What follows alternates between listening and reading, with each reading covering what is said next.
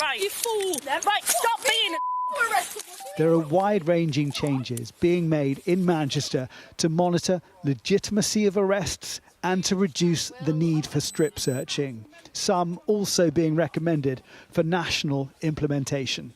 Jason Farrell, Sky News.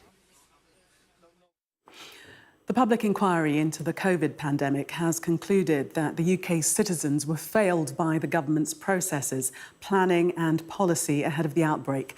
The inquiry's chair, Baroness Hallett, warned of what she called immense suffering from a future pandemic unless the lessons are learned.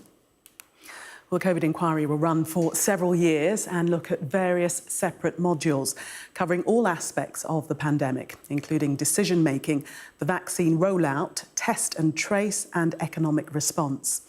This first report relates to how ready the UK was to deal with a pandemic. It's reporting on civil contingencies in place, cross-government planning for a pandemic and the suitability of key agencies like the Department of Health and Social Care and Public Health England. Our science and technology editor, Tom Clark, has more. Jean Adamson's father, Aldrich, came to the UK in the 1950s, worked for London Transport and sang in the church choir. He died from COVID aged 98 in April 2020, with no family allowed at his bedside and just 8 at his funeral. The COVID death rate in the UK was the third highest in Western Europe. And I think there's a moral responsibility and a legal responsibility for the government to take this seriously so that when, it's not if, it's when we have another pandemic, that we can be better prepared and save lives. With 230,000 having died, around 2 million living with long COVID and hundreds of billions of pounds spent on pandemic response, this initial report from the inquiry is just the beginning. This first report deals solely with how prepared the UK was for an inevitable pandemic. And the failures it identifies lie almost exclusively with government, here in Westminster and in the devolved administrations around the UK. Perhaps the inquiry chair's most damning conclusion is that the UK believed itself to be one of the best prepared for a pandemic. This belief was dangerously mistaken. In reality, the UK was ill prepared for dealing with the whole system civil emergency of a pandemic, let alone the coronavirus pandemic that actually struck. A telling piece of evidence was this diagram detailing how pandemic planning was coordinated across UK government, likened to a bowl of spaghetti. Baroness Hallett called for a radical simplification of civil emergency planning with a single committee overseeing it, including pandemic exercises across all 4 governments every 3 years. The impact of austerity and Brexit on the pandemic also loomed large at the inquiry. Their conclusion is to look a lot at austerity and what have you. I'm not sure the figures back that out. But this report doesn't blame individuals. With modules yet to come probing decisions during the pandemic, PPE, test and trace and lockdowns, there's plenty of blame yet to go around. For the families, it's recommendations that are most important, not just they're made, but acted upon. This cannot, and we won't let it be, another report that gathers dust, because our loved ones are worth so much more. The inquiry's next report is expected in 2025. Tom Clark, Sky News. I just want to bring you some breaking news, and that is that a police car has been overturned and a bus set on fire after a large crowd gathered in the Hare Hills area of Leeds in what police say was an incident involving agency workers and children. More officers have been sent to the area amidst reports of disorder. Let's speak now to our correspondent Shingi Marike, who is in Leeds for us. Shingi, what more can you tell us? Good evening, Gillian. Well, scenes of disturbance in Leeds this evening in a situation that is still ongoing and quite clearly fast moving. But these are the facts as we have them. We understand, according to West Yorkshire Police, that they were called to an ongoing incident at an address on Loxall Street in the Hare Hills area of Leeds, which is an inner city area about a mile east of the city centre. We understand that the officers attended and found an ongoing disturbance, which they say involved some agency workers and some children, before more people attended the scene, gathered in the area, and those pictures which you can see now, those pictures began to emerge over the course of the evening. We understand that a police car was flipped on its side, objects were set on fire, and in the last hour or so, a double-decker bus also appears to be on fire, and it's caused a great deal of disruption in the area. We understand that there are some road closures. A local councillor is telling people to avoid the scene as the ongoing incident builds. There is a number of people there. That damage and destruction quite evident as the situation continues to unfold. The police say so far no one has been injured, but we have seen images of a police car overturned, a bus on fire in this fast-moving situation which West Yorkshire Police say that they are dealing with. OK, Shingi, thanks so much for that update. And just to say, local MP Richard Bergen, he's put out a statement saying, I'm on my way back to Leeds from Parliament and I'm in touch with the police and concerned residents about the ongoing incident in Hare Hills. As Shingi was saying, the police are saying there are no injuries, but they're reported to be advising people to avoid the area at the moment, if at all possible. We'll keep you updated on the situation there in Hare Hills in Leeds as the information comes into us. The Prime Minister today said he wanted to reset the UK's relations with other European countries as he hosted more than 40 European leaders, including President Zelensky, at a summit of the European political community at Blenheim Palace in Oxfordshire. Sir Keir used the meeting to set out new action on tackling what he called the illegal migration crisis, as well as promise a strengthening of support for Ukraine. From there, our political editor, Beth Rigby, sent this report.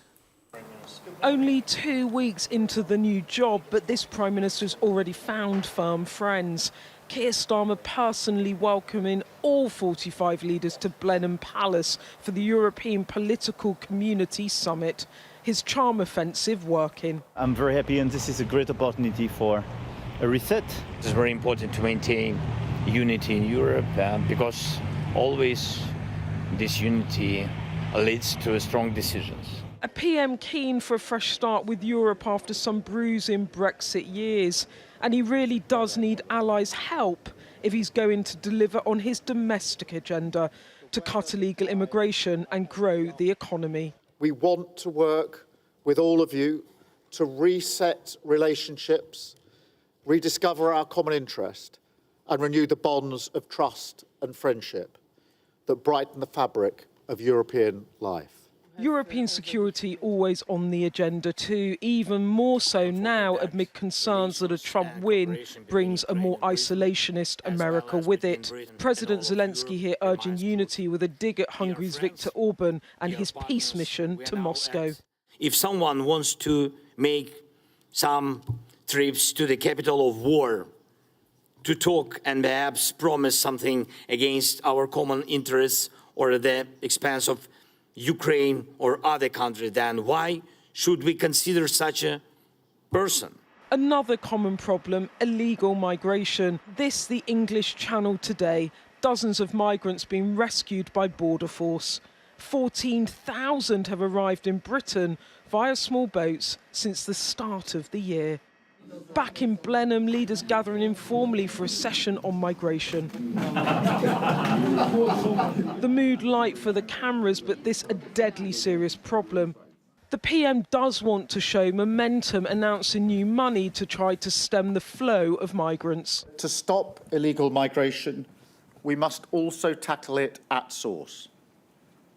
So today I'm announcing £84 million of new funding for projects across Africa and the Middle East. Prime Minister, over 550 people have arrived on small boats since you became Prime Minister just 2 weeks ago. When do you expect to make progress that the public can actually measure you on? Here we are, 2 weeks, 14 days after we were knocking on doors, hosting the EPC, where the focus is on how we work together with our colleagues across Europe to do the coordinated work that we need to do. So I'm pleased that we're making up ground. We will continue to do it at pace, but we've been left in a really difficult position. Problems remain the same, but the change in government has transformed the atmosphere between old allies. PM Starmer tonight hosting President Macron at a private dinner. The reset with Europe is on. What Starmer now needs is a result. Beth Rigby, Sky News, Blenheim Palace. The Liberal Democrat leader, Sir Ed Davey, appeared before the Post Office inquiry today and became another of the witnesses struggling to remember details of their time in charge. Sir Ed, along with Labour Cabinet Minister Pat McFadden, who also gave evidence, are both former Postal Affairs ministers. The inquiry is looking into the scandal which saw hundreds of staff wrongly convicted. Our business correspondent Adele Robinson reports from the inquiry. Fresh off the campaign trail and Sir Ed Davey's election success, it was a sobering return to the Post Office issue for the Liberal Democrat leader. To be the truth, the whole truth, and nothing but the truth. He told the inquiry he was lied to during his time as Postal Affairs Minister between 2010 and 2012. David Smith and then Paula Venables, they were the ones giving the information to my officials, came in their names and to me. So they were the people passing information which was untrue. During his time as minister, more than 100 sub-postmasters were wrongfully convicted. Campaigner for victims Sir Alan Bates wrote to him, Sir Ed Davey initially refusing a meeting, eventually agreeing. Would you agree that this is a rather terse reply? In particular, the line, I do not believe that a meeting would serve any useful purpose. Yes, it is a terse reply. I can't remember actually reading his original letter. But I'm afraid that is my memory, and all I can do is go from my memory. I have apologised and repeat that apology for not meeting Mr. Bates. This part of the inquiry is looking at the role of government. And a recurring theme has been that the government took the line that it was at arm's length from the Post Office and therefore any Horizon-related issues were for the Post Office to answer. But it ultimately bears some responsibility, say wrongly accused sub-postmasters Lee and Janet. I think it was such an important time, though. It was. There could have been an intervention there. There really could have been an intervention, and that intervention never happened. And I think we need to know why. I don't think it's acceptable to say I wasn't briefed properly. I think a lot of MPs seem to pick and choose which position they take. Do you have poor judgment, sir? With hundreds wrongly sent to prison by a state-owned company, Sir Ed Davey joins a list of politicians who will have to account for what they did or didn't do. Adele Robinson, Sky News. The crisis at the BBC's flagship entertainment show, Strictly Come Dancing, has deepened tonight. A spokesperson for professional dancer Graziano De Prima confirmed to the BBC he did kick celebrity partner Zara McDermott during a training session. De Prima had already been removed from this year's lineup, but had previously denied any suggestion of abusive or threatening behaviour. Polio virus has been found in sewage samples from Gaza. The Palestinian Ministry of Health says detecting the virus that causes polio in sewage signals a real health disaster and exposes thousands of residents to the risk of contracting the highly infectious disease that can cause deformities and paralysis. Yes, I raised Buddy. I was his adopted father. American comedian and actor Bob Newhart, who played a supporting role in the 2003 movie Elf, has died.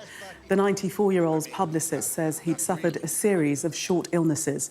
Newhart was a popular face on US television, featuring in a number of shows during the 1970s. Welcome back to the Republican National Convention here in Milwaukee, and we're expecting to see Donald Trump in about 5 hours' time. And the auditorium here is filling up, and also with me here is my colleague Mark Stone. And Mark, you've been here all week following the twists and turns, and I mean, it's been quite extraordinary to watch this RNC. And the big moment tonight, the first time Donald Trump has spoken here at the convention, the first time that he has spoken since that assassination attempt on Saturday night. What sort of Donald Trump will we see? What we're being told by his team is that he is somewhat changed. What does that mean? We don't know. What we do know, Yalda, and you and I saw it last night, the walkthrough that he did. We now know from those close to him that he appeared subdued during that walkthrough. He asked about the security. He said it feels safer in here than outside. His team agreed that it was safer inside than outside. So what sort of Trump will we see? I think I'm certainly going to be absolutely fascinated. We're told, too, from Bret Baier, the Fox News host, who has spoken to Mr. Trump today and has seen the speech, a speech rewritten by Donald Trump since the assassination, that he won't mention the word Biden. He won't talk directly about Joe Biden, mention him by name. I think that is interesting. You know, Yalda, these are truly tumultuous times. We have got a situation where there is unity on one side of the country about a man whose vision for America is so feared by the other side. And on that other side, on the Democratic side, we have genuine meltdown over the political future of the President, Joe Biden. Extraordinary. Indeed. It is, as you say, extraordinary times. And we haven't even reached the end of the first week since that assassination attempt. It has been really extraordinary. Mark, thank you so much for all of your for all of your analysis there. We will, of course, be following all of the coverage. We are expecting Donald Trump to be speaking at about 9:10 this evening. So that's about 3:10 a.m. In the UK. We're going to be hearing his speech. Melania Trump will be here, his daughter Ivanka, and Jared Kushner as well. So do stay with us for all of that coverage. But for now, back to you, Gillian, in the studio. Cheers. Yalda, thank you. Well, that was Sky News at 10. Coming up, we'll take a first look at tomorrow's newspapers in the press preview. Tonight, we're joined by the editor-in-chief of nationalworld.com, Nancy Fielder, and former Conservative Special Advisor, Salma Shah. Amongst the stories we'll be discussing, this on the front of the Financial Times. Its headline, Obama and Pelosi add to doubts over Biden's chances in White House race. Do stay with us. We'll be right back with that story and others.